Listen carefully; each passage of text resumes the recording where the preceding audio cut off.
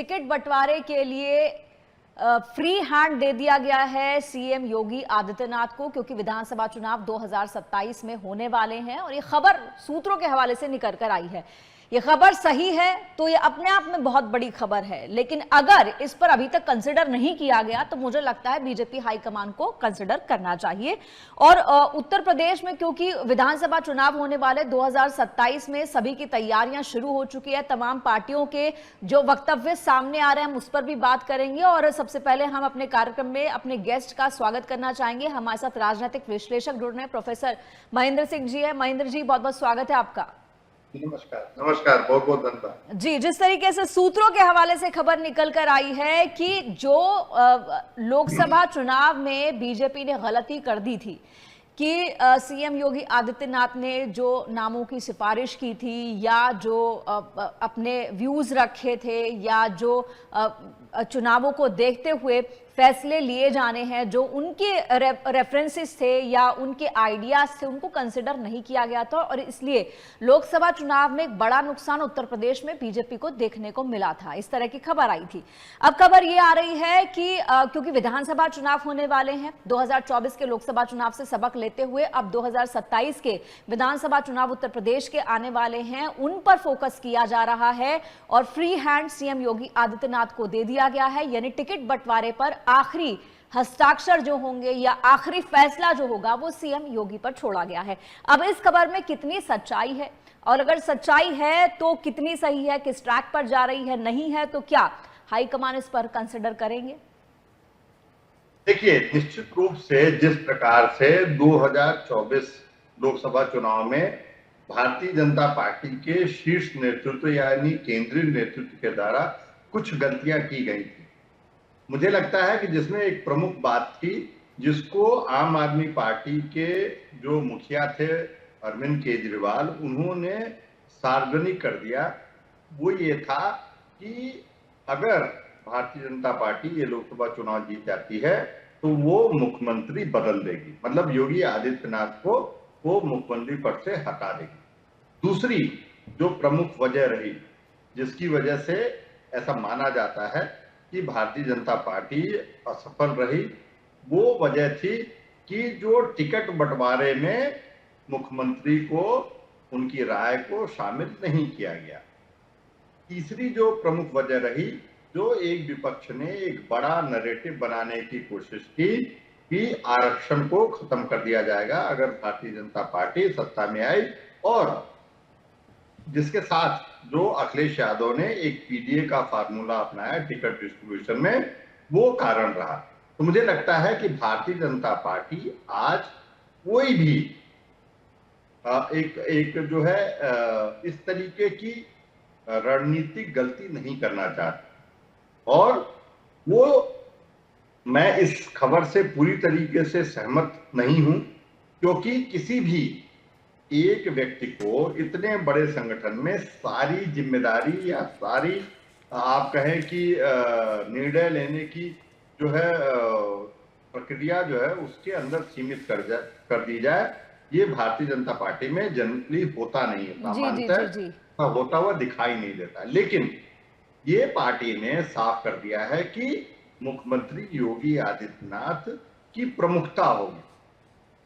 जितने भी चुनावी रणनीति से संबंधित निर्णय लिए जाएंगे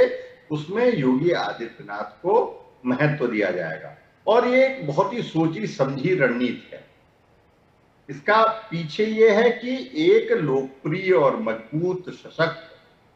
चेहरे को अगर आप आगे करते हैं तो पार्टी में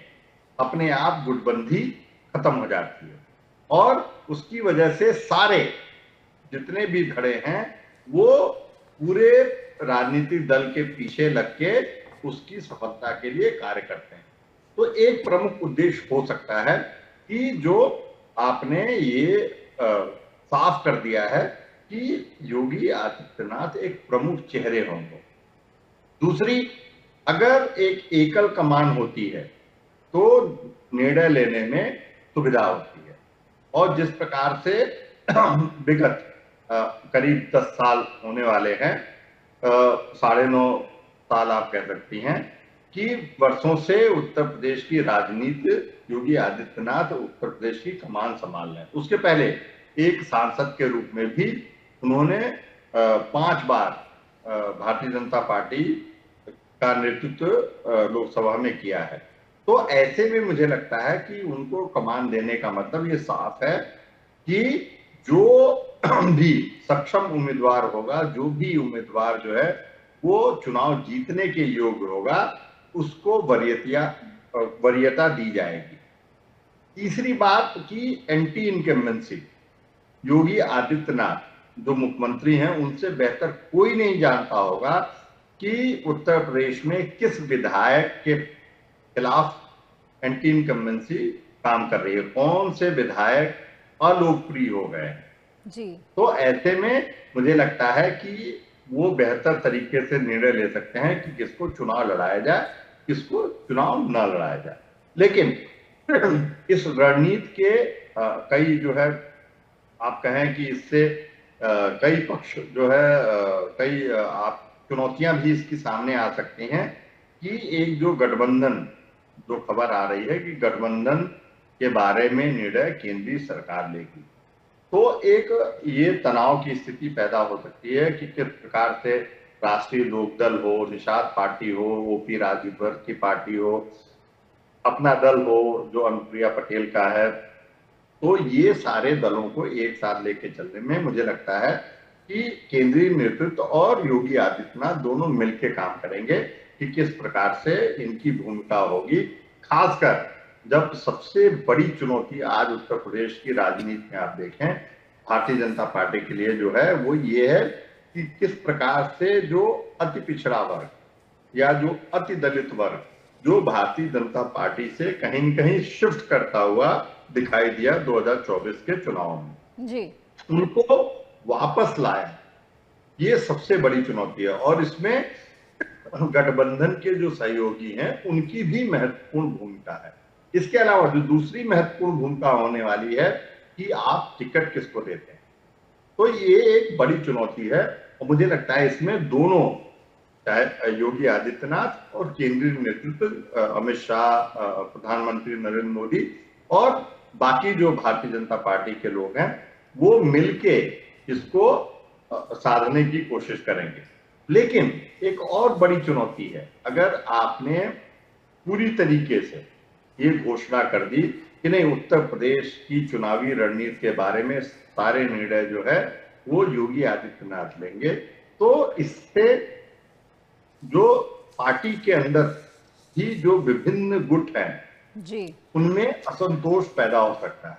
और इसी वजह से मुझे लगता है केंद्रीय नेतृत्व कभी नहीं चाहेगा, केंद्रीय नेतृत्व ये चाहेगा कि उनके जो एक ग्रैंड अम्ब्रेला है उसके अंतर्गत जो है उत्तर प्रदेश की राजनीति के बारे में योगी आदित्यनाथ की, उत्तर प्रदेश के मुख्यमंत्री की महत्वपूर्ण भूमिका होगी। उनके विचारों को, उनके सुझावों को, उनके चयनों को, उनकी नीतियों को खारिज एकदम से नहीं किया जाएगा। जो एक संदेश 2024 में आम जनमानस के बीच गया, उसमें कितनी सच्चाई थी इस पे प्रश्न है, लेकिन ये संदेश गया और जिसको बना पाने में विपक्ष सफल रहा। तो मुझे लगता है भारतीय जनता पार्टी ऐसी गलती फिर से नहीं करना चाहती, और यही वजह है कि 2027 के चुनाव में जो चुनावी रणनीति होगी, चाहे वो टिकट का बंटवारा हो, किसको एजेंडा बनाया जाए, इन सारे में योगी आदित्यनाथ की महत्वपूर्ण भूमिका होगी। जी, ये जो हम अभी बात कर रहे हैं बेसिकली ये सूत्रों के हवाले से आई है। आपने कहा है कि बीजेपी में अमूमन ऐसा होता नहीं, किसी एक को जिम्मेदारी दी जाए, और जो हम बात कर रहे हैं टिकट वितरण के फैसले पर बात कर रहे हैं, इसमें पूरी जो है कहा जा रहा है कि कमेटी बनेगी, कोर कमेटी, जो कि टिकट किसको देना है और किसका काटना है वो सब डिसाइड करेगी, जिसमें बीजेपी के प्रदेश अध्यक्ष पंकज चौधरी भी होंगे, संगठन महासचिव धर्मपाल सिंह का नाम आ रहा है, इसके अलावा दोनों उप मुख्यमंत्री शामिल होंगे, और बीजेपी के जो नए उत्तर प्रदेश के प्रभारी बने हैं विनोद तावड़े, जिनके मुख्यमंत्री से अच्छे संबंध बताए जाते हैं, इन सबके को पहले काम करना है कि किसको टिकट देना है, किसको नहीं देना है टिकट। और प्लान बी की बात भी आ रही है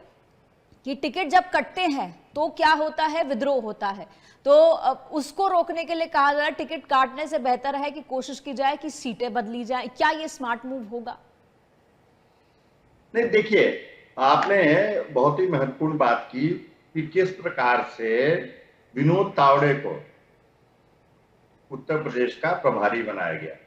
और ये उनकी व्यापक सफलता रही जो बिहार के चुनाव में, जी उसको ध्यान में रखते हुए उनको यहाँ लाया गया। जी जी जी। और उनका अगर उनकी पृष्ठभूमि आप देखें तो वो भारतीय जनता पार्टी से, अखिल भारतीय विद्यार्थी परिषद से लंबे समय से जुड़े हुए हैं। वो एक मराठी नेता रहे हैं। उनकी छवि जो है वो एकदम साफ सुथरी एक राजनेता के रूप में रही है, जो निर्णय लेने में जो आप कहें कि इफिशियंसी, परफॉर्मेंस, और ये महत्वपूर्ण भूमिका होती है उनके निर्णय में। तो ऐसे में उनको प्रभारी बनाया गया। मुझे लगता है उनकी सबसे महत्वपूर्ण भूमिका होने वाली है, क्योंकि वो ब्रिज होंगे योगी आदित्यनाथ और केंद्रीय नेतृत्व के बीच। और ये एक बड़ी चुनौती है उत्तर प्रदेश में। अगर भारतीय जनता पार्टी उत्तर प्रदेश में तीसरी बार चुनाव जीत लेती है तो ये अपने आप में एक बहुत बड़ा रिकॉर्ड होगा, बहुत बड़ी उपलब्धि होगी भारतीय जनता पार्टी के लिए और उसके नेतृत्व के लिए। क्योंकि उत्तर प्रदेश की राजनीति जो है वो अत्यंत जटिल है। ये निश्चित रूप से कि दिल्ली का रास्ता भी उत्तर प्रदेश से ही होकर गुजरता है, लखनऊ से ही होकर गुजरता है, लेकिन उत्तर प्रदेश की राजनीति उतनी ही जटिल है। जातियों में, वर्गों में, संप्रदायों में जो एक बड़ा सामाजिक वर्ग है, उसमें जो विभिन्नता है उसको एक मंच पे लाना, एक प्लेटफॉर्म पे लाना, एक विचारधारा से जोड़ना, ये बड़ी चुनौती रही है। लेकिन भारतीय जनता पार्टी अगर 2024 के को अपवाद माने तो ये कर पाने में 2014 से सफल रही है। तो मुझे लगता है कि वो रणनीति वापस भारतीय जनता पार्टी, जो गलतियां की गई, जो एक तरीके से मतभेद पैदा किए गए राज्य के नेतृत्व में और केंद्र के नेतृत्व में, भारतीय जनता पार्टी उसको खत्म करना चाहती है। और ऐसे में विनोद तावड़े, जो केंद्रीय नेतृत्व के भी बहुत खास है, उनको फिर से नए नितिन नवीन के टीम में मौका दिया गया है। ये महत्वपूर्ण है। तमाम चर्चाएं हो रही थी कि सुनील बंसल को लाया जा सकता है, लेकिन जिस प्रकार से जो 2024 या उसके पहले की बात करें कि एक ये बात खुल के सामने आई कि बहुत अच्छे केमिस्ट्री नहीं है मुख्यमंत्री और सुनील बंसल के बीच में, तो ये ऐसा नहीं हुआ। तो आज अगर आप देखें तो एक अति पिछड़ा वर्ग का प्रदेश अध्यक्ष है,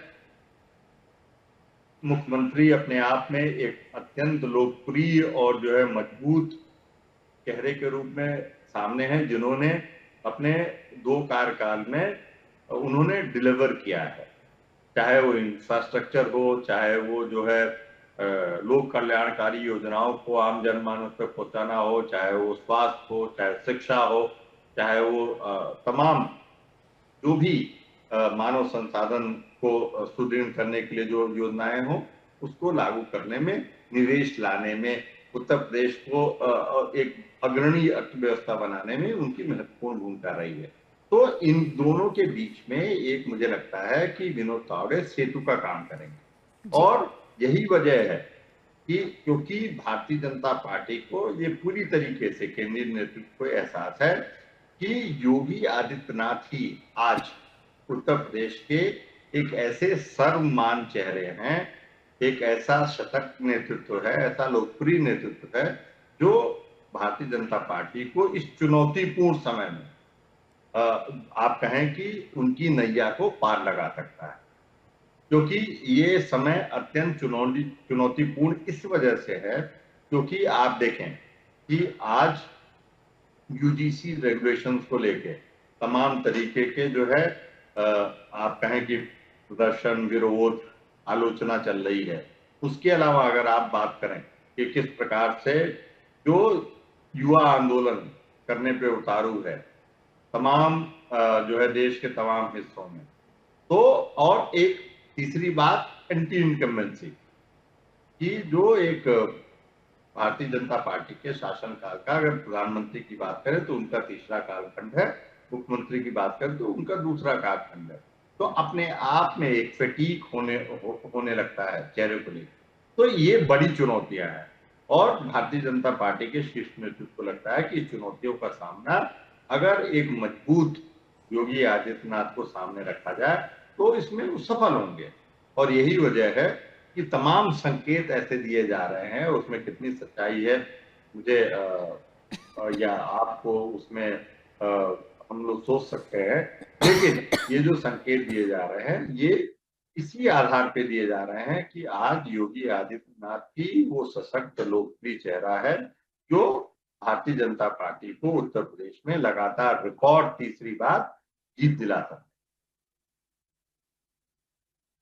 जी 2027 में टिकट वितरण होना है, इन सब में आरएसएस की भूमिका को कैसे देखते हैं आप?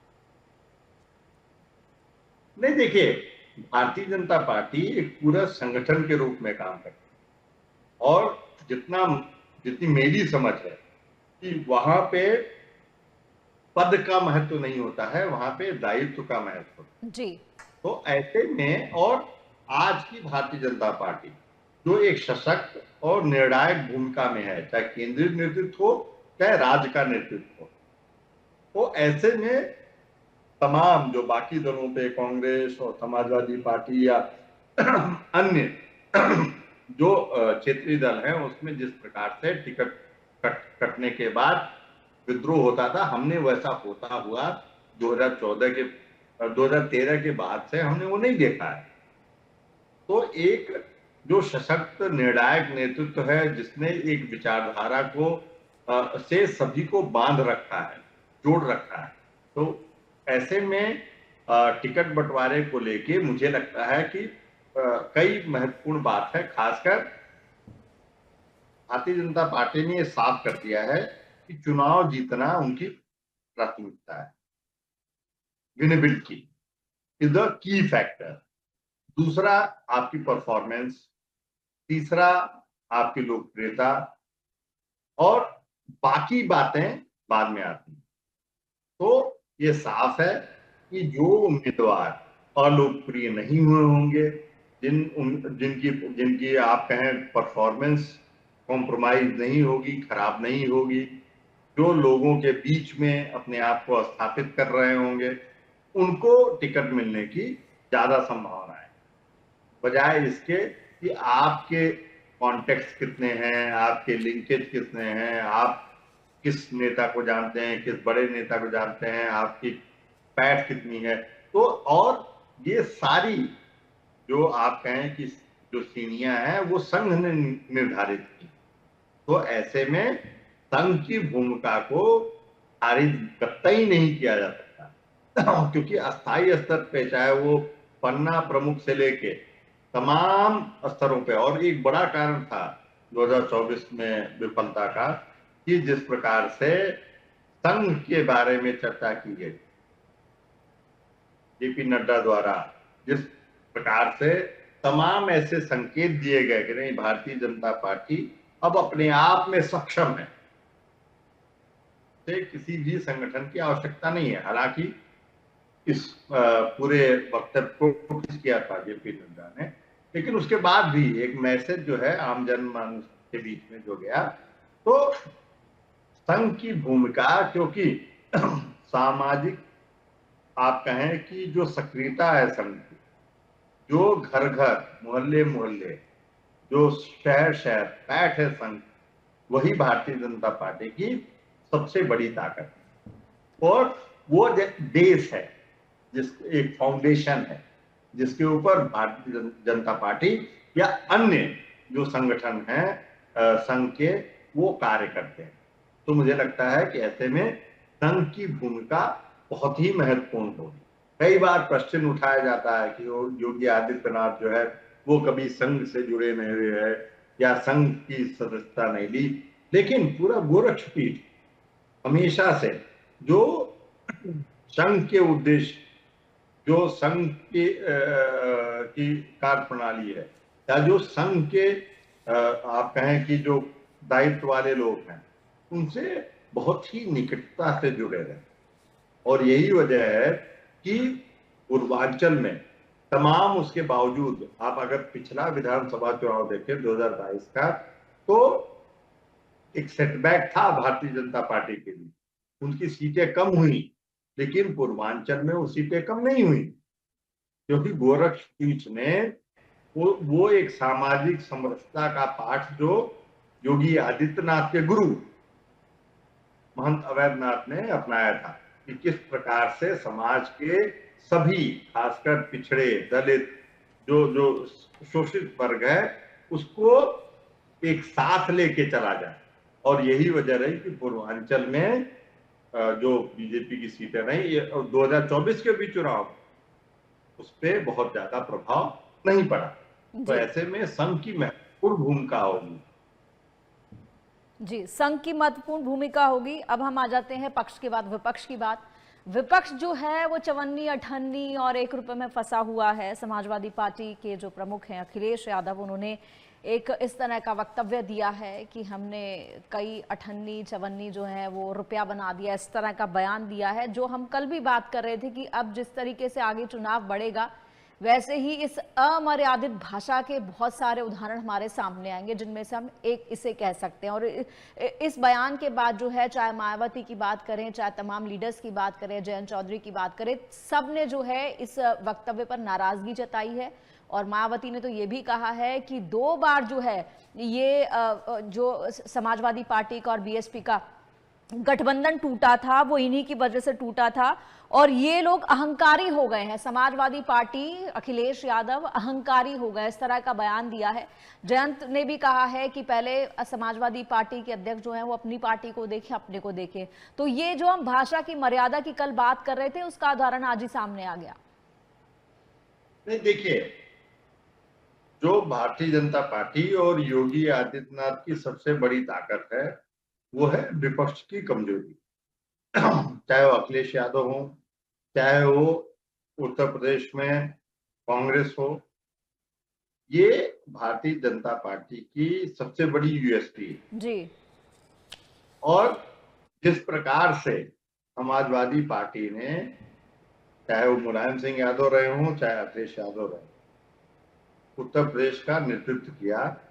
और एक आप कहें कि उत्तर प्रदेश की छवि को धूमिल की, तमाम अवसर पे, कि एक समुदाय, एक जात, एक वर्ग ने पूरे देश पे शासन करने की कोशिश की, पूरे प्रदेश पे शासन करने की कोशिश की। तो मुझे लगता है कि ये जो कमजोरी है, और उसको ऐसा लग रहा था कि एक शुरुआत में जो छवि अखिलेश यादव ने अपने आप को प्रोजेक्ट करने की कोशिश की कि एक युवा है, बाहर से पढ़े हुए हैं, सैनिक स्कूल से पढ़े हुए हैं, साइकिल यात्रा कर रहे हैं, वो एक नई दिशा देंगे।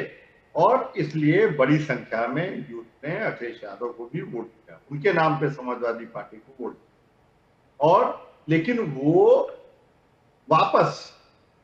मुलायम सिंह की राजनीति के दबाव में आ गए, और उन्होंने वो तमाम गलतियां की जो समाजवादी पार्टी ने पहले की, और आज भी उन गलतियों को वो दोहराते आ रहे हैं। जो सबसे बड़ा डर अति दलित और अति पिछड़ा में है कि समाजवादी पार्टी अगर सत्ता में, और ये गांव-गांव में, शहर में ये बहुत चर्चा का विषय नहीं है, लेकिन जो आप कहें ग्रामीण इलाके, वहां पे चर्चा का विषय है कि अगर ये लोग वापस सत्ता में आ गए तो एक जाति का वर्चस्व हो, और वो जाति हमें जीने नहीं। तो ये एक डर है, ये अपने आप में ये सबसे बड़ी ताकत है भारतीय जनता जी। ऐसा इस डर को खारिज कर पाने में न बिहार में तेजस्वी यादव सफल हो पाए, न उत्तर प्रदेश में अखिलेश यादव सफल होते हुए दिखाई दे रहे हैं। और एक बड़ी चुनौती है, मुलायम सिंह के शासनकाल में ये डर नहीं था, क्योंकि उन्होंने तमाम अन्य समुदाय, अन्य वर्गों के, अन्य जातियों के नेताओं को अपने साथ रखा, और वो शुरुआती कालखंड था समाजवादी पार्टी। लेकिन बाद में मुलायम सिंह यादव के भी नेतृत्व में और अखिलेश यादव के भी कार्यकाल में जिस प्रकार से शासन में, प्रशासन में, नियुक्तियों में, नीतियों में, स्थानीय स्तर पे एक विशेष जाति का प्रभुत्व स्थापित करने की समाजवादी पार्टी ने कोशिश की, उससे जो अगड़ी जाति के लोग थे वो तो बहुत नाराज नहीं हुए क्योंकि वो उससे प्रभावित नहीं थे, लेकिन जो अति पिछड़ा वर्ग था, जो अति दलित वर्ग था, उससे बहुत ज्यादा प्रभावित हुआ और इसी वजह से उन्होंने बार बार भारतीय जनता पार्टी के पक्ष में अपना वोट दिया। तो ये एक मुझे लगता है कि बहुत बड़ी जो है भारतीय जनता पार्टी के लिए कहें कि उपलब्धि है कि आज भी अखिलेश यादव ये अपने आप को साबित करने में सफल नहीं हुए कि वो एक जाति वर्ग के नेता है। जी, जाहिर सी बात है और ये कोशिश लगातार जारी है। फिलहाल बहुत बहुत शुक्रिया हमसे बात करने के लिए, इस पूरी चर्चा के लिए प्रोफेसर साहब, क्योंकि ये जो अभी पॉलिटिकल कहते हैं वर्ड वॉर शुरू हुआ है, खत्म होने वाला नहीं है और भी ऐसे हमें तमाम उदाहरण, ऐसे एग्जाम्पल देखने को मिलेंगे जहां पर विपक्ष आपस में ही टकराता हुआ भी दिखेगा।